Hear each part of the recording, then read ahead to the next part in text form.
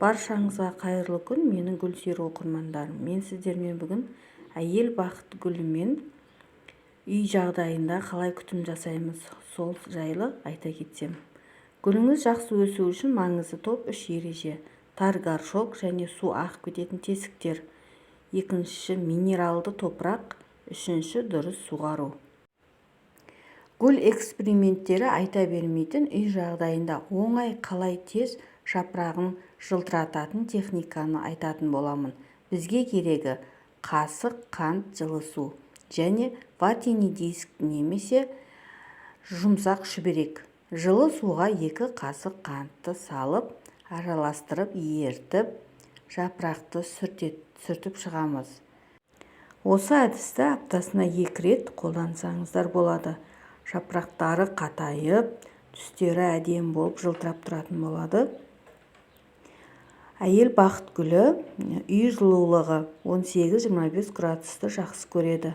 Қатты ыстық немесе суықты ұнатпайды. Көктем мен күз аралығында таза сумен кезектестіріп удобрение бересіздер. Шөлдетіп, құрғатып суғарасыздар. Шаңсорғыш гүл ультракүлгін сәулелерді бәсеңдетеді, сондықтан компьютер, теледидар тұрған бөлмеге қою керек. Үйде ұрыс-керіс, көңіл-күй гүлге әсер етеді, яғни гүлдемей қалады. Зиянкестерден қорғау үшін фунгицид қолдану керек немесе басқа препараттармен қолданған дұрыс болады. Маникалий фосфат ең мықты витамин. Осы барлық гүлдерге қолдануға болады.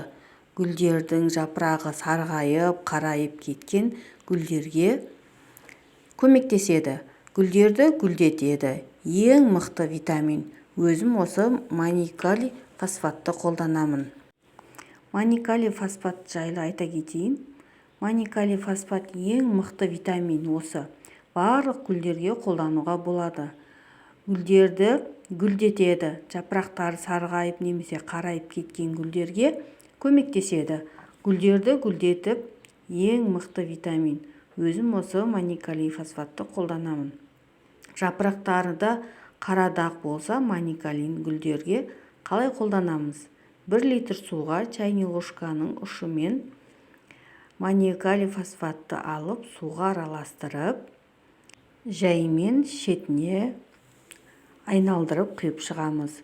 10 күнде 1 рет жаз айларында, ал қыс мезгілінде айына 1 рет жеткілікті болады.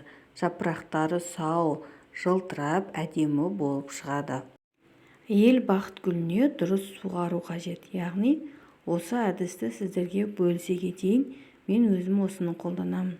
Яғни, гүліңіздің түбегіне, топырағына осындай бір ағашты салып қойсаңыздар болады. Ол топырақтың ылғалдылығын, егер суды қатты талап еткендігін білдіріп отырады. Осы таяқша арқылы біліп отырсаңыздар болады. Яғни таяқшаны салып қойып, сол таяқша гүлдің тамырларына лажы болса зақым тимеу керек. Осындай ағашты салып, мен осы арқылы біліп отырамын. Яғни біздегі ағаш нәрденіп шықты, яғни топырақ жабысып шықты. Бұл жағдайда су құймаймыз. Егер ағашымыз кебу болса, ол кезде су құямыз. Келесі әдісті мен сіздерге бөлісе кетейін. Үй жағдайында шеге, яғни темір. Бұл шегенің 10 ұштығын алып, 20 күнге 1 литр суға тұндырамыз. Тот басып, құрамында темір көп, су пайда болады. Бұл айына 1 рет кактус шырынды жасыл жапырақты өсімдіктерге қолдануға жеткілікті болады. Өздеріңіз білетіндей, топырақта көптеген минералдар, витаминдер бар. Ал ең тиімді минералдардың бірі темір. Уақыт өте келе топырақтағы темір минералының мөлшері азайып, топырақтың сапасы нашарлауы мүмкін.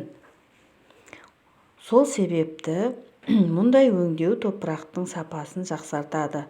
Оны тамыр, жапырақ, сабақтарының дамуына және өсімдіктің гүлденуіне ынталандырады. Егер суды олай қолданбаймын десеңіздер, бір шегені алып, осы видеодағыдай бір шегені тамыры зақымданбайтындай етіп салып қойып үстінен су құйып отырсаңыздар да болады. Бұл да бір керемет гүлдерге пайда береді. Назарларыңызға рахмет. Видео ұнап жатса лайк басып тіркелуді ұмытпаңыздар.